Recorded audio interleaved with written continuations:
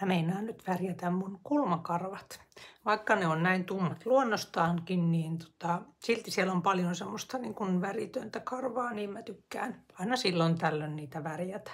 Siitä on varmaan monta kuukautta, kun on viimeksi värjännyt, mutta hommahan aletaan sillä, että laitetaan rasvaa. Mä käytän tätä Oriflamen Tender Care-voidetta. Mä paan pumpulitikulla sitä tänne alle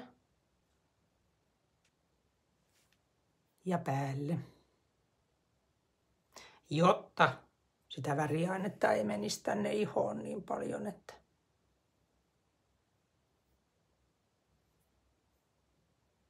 että säilyisi toi muoto noissa kulmissa.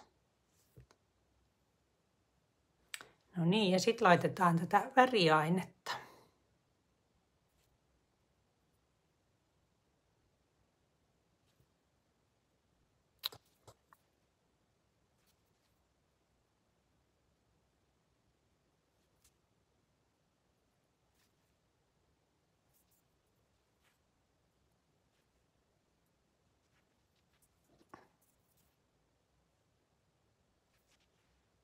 No niin.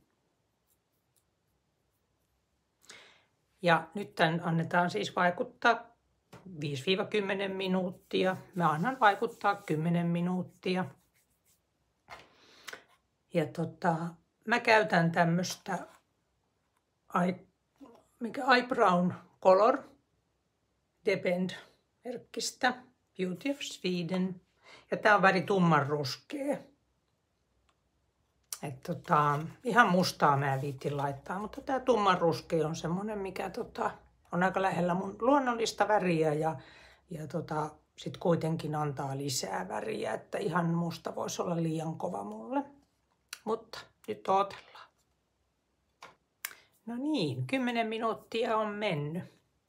Ja tämähän otetaan pois näin, että ensin kuivalla vanulapulla pyyhitään enimmät. Noin. Ja sitten ihan vedellä kostutetulla vanulapulla niin pyyhitään loput.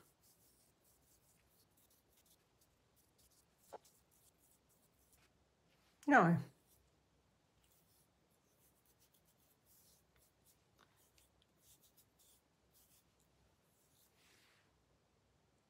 Tuli siistit.